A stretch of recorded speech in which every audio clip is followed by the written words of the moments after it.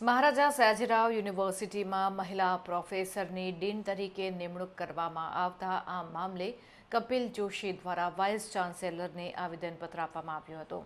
યુનિવર્સિટીમાં લાયકાત વિનાના કુલપતિની હમણાં જ થોડા મહિનાઓ પહેલા વિદાય થઈ એવા નકલી વિજયકુમાર શ્રીવાસ્તવના ગયા પછી જે નવા વાઇસ ચાન્સેલર ભણગે સાહેબ આવ્યા તેમની નિમણૂક થઈ તો એક આશ્વાસનરૂપ હતું કે સાહેબ શું કરશે, પરંતુ આ જે શાસક છે ભારતીય જનતા પાર્ટીનું શાસન અને આ પક્ષ દ્વારા કોઈ પણ જે અધિકારી હોય છે તેને સ્વતંત્ર રીતે કામ કરવા દેતા નથી હોતા તેનું સ્પષ્ટ ઉદાહરણ અહીંયા જોવા મળ્યું છે.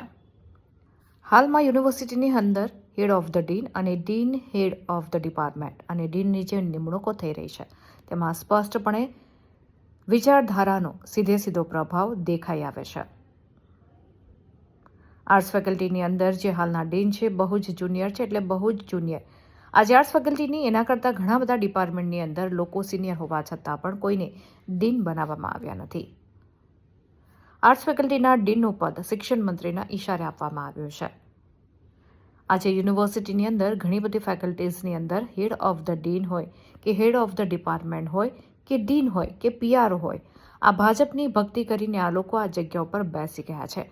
એટલે સત્તાધીશો આની ઉપર કશું કરતા નથી તેવા આક્ષેપો સાથે કપિલ જોશીએ આજે યુનિવર્સિટીની હેડ ઓફિસ ખાતે વાઇસ ચાન્સેલરને આવેદનપત્ર આપ્યું હતું.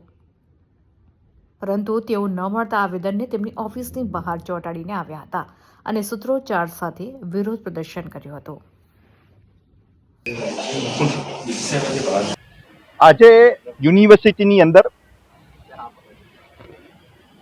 જે પ્રોફેસર ભાવના મહેતાની ડીન તરીકે જે નિયુક્તિ કરવામાં આવી છે તે સંદર્ભમાં યુનિવર્સિટીના વાઇસ ચાન્સલરને અમે આવેદનપત્ર દેવા આવ્યા હતા, પણ ન છૂટકે વાઇસ ચાન્સલર ના મળ્યા, રજિસ્ટર પણ ના મળ્યા. એટલે જે બંને યુનિવર્સિટીના ઓથોરિટી હાલમાં ઉપસ્થિત નથી, ન છૂટકે અમારે વાઇસ ચાન્સલરના દરવાજા ઉપર અમારું આવેદનપત્ર લગાવવું પડે.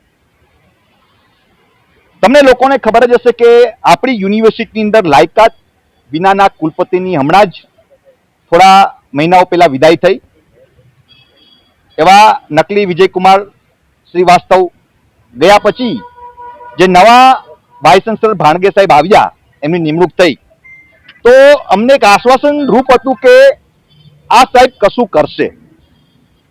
પરંતુ આ જે શાસક છે ભારતીય જનતા પાર્ટીનું શાસન અને આ પક્ષ દ્વારા કોઈ પણ જે અધિકારી હોય છે એને સ્વતંત્ર રીતે કામ કરવા દેતા નથી હોતા એનું સ્પષ્ટ ઉદાહરણ હું તમને આપી રહ્યો છું. હાલમાં જે થઈ રહી છે યુનિવર્સિટીની અંદર હેડ ઓફ ધ ડીનની અને dean head of the department અને ડીનની જે નિમણૂકો થઈ રહી છે એમાં સ્પષ્ટપણે નિમણૂકો અંદર વિચારધારાનો સીધો પ્રભાવ અમને દેખાઈ આવે છે. દાખલા તરીકે હું તમને વાત કરું કે આર્ટ્સ ફેકલ્ટીની અંદર જે હાલના ડીન છે બહુ જ જુનિયર છે, બહુ જ જુનિયર. આજે આર્ટ્સ ફેકલ્ટીની એના કરતા ઘણા બધા ડિપાર્ટમેન્ટની અંદર આજે લોકો સિનિયર હોવા છતાં પણ કોઈને ડીન બનાવવામાં નથી આવ્યા. શાના માટે? એટલે અમને એવું જાણવા મળ્યું છે કે આ આર્ટ્સ ફેકલ્ટીના ડીન ઉપર એવું અમને જાણવા મળ્યું છે કે શિક્ષણ મંત્રીના ઇશારે એમને ઉપર કોઈ પણ જાતને એટલે ડીનમાંથી એને હટાવવા નથી આવતા. અને એવી રીતના વાત કરું તો આજે યુનિવર્સિટીની અંદર ઘણી બધી ફેકલ્ટીની અંદર આજે હેડ ઓફ ધ ડીન હોય કે હેડ ઓફ ધ ડિપાર્ટમેન્ટ હોય કે ડીન હોય કે પીઆરઓ પણ હોય, આ ભાજપની ભક્તિ કરીને આ લોકો આ જગ્યા ઉપર બેસી ગયા છે. એટલે આ સત્તાધીશો આની ઉપર કશું કરતા નથી. શું કરવાને? કારણ કે આ ભાજપની ભક્તિથી આ લોકો અહીંયા બેસી ગયા છે. એક વિચારધારા, આરએસએસની વિચારધારા કે ભાજપની વિચારધારાથી આ લોકો લાયકાત વિનાના જે હેડ ઓફ ડીન બની, હેડ ઓફ ધ ડિપાર્ટમેન્ટ બને છે, ડીનો મળે છે અને પીઆરઓ પણ બની જાય છે. એટલે જે અમારા ફેકલ્ટી ઓફ સોશિયલ વર્કની અંદર પ્રોફેસર ભાવના મહેતા બેનને ફેકલ્ટી ઓફ ડીન તરીકે એમને નિમણૂક કરવામાં આવી, તો અમારો પ્રશ્ન સ્પષ્ટ છે કે આ ભાવના મહેતા બેન હાલમાં કંટ્રોલર ઓફ એક્ઝામિનેશન્સની અંદર હોલ ટાઈમ જે આપણે યુનિવર્સિટીની વાત કરીએ તો પેલા એમએસ યુનિવર્સિટી એક્ટ અને કોમન એક્ટ આ બંનેની આ સરકાર એસી કી તેસી કરી નાખી છે. આ લોકોને મન ફાવે એવી રીતના કાયદાને આ લોકો ઇન્ટરપ્રિટેશન કરીને આ લોકો લગાડી દે છે અને જાણી જોઈને આ લોકો બેહાડી દે છે. આ ભાવના મહેતાબેન આજે કંટ્રોલર ઓફ આપણે એક્ઝામિનેશન હોવા છતાં પણ આજે ક્લોઝ નંબર 10(1) ની અંદર કોમન એક્ટના લખેલું છે 31/7/2024 ના ગવર્મેન્ટ ઓફ ગેજેટ નોટિફિકેશનમાં સ્પષ્ટપણે લખ્યું છે કે બાય કંટ્રોલ ઓફ એક્ઝામિનેશન એ ફૂલ ટાઈમ હોવો જોઈએ. તો કયા ડીન પણ છે એ પણ ફૂલ ટાઈમ પોસ્ટ છે. તો કયા હોદ્દે આ 2 પોસ્ટ દેવામાં આવે છે? કોઈ પણ એક જગ્યાએથી તો રાજીનામું કોઈ લેવામાં આવ્યું નથી.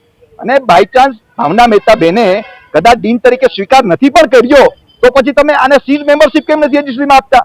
અને પેલી વસ્તુ કે તમે કોના હિસાબે તમે એમને ડીનની તમે નિમણૂક કરેલી છે? જ્યારે કંટ્રોલ ઓફ એક્ઝામિનેટર કે હતા જ તો ડીન તરીકે શું કરવા નિમણૂક કરવામાં આવી છે? એટલે આ પ્રશ્ન છે, આ કોના હિસાબે આ ખેલ ખેલાઈ રહ્યો છે? આ ડીન કંટ્રોલ ઓફ એક્ઝામની જ્યાં ગેમ ચાલી રહી છે ખોખોની, આ કેના હિસાબે રમાઈ રહી છે?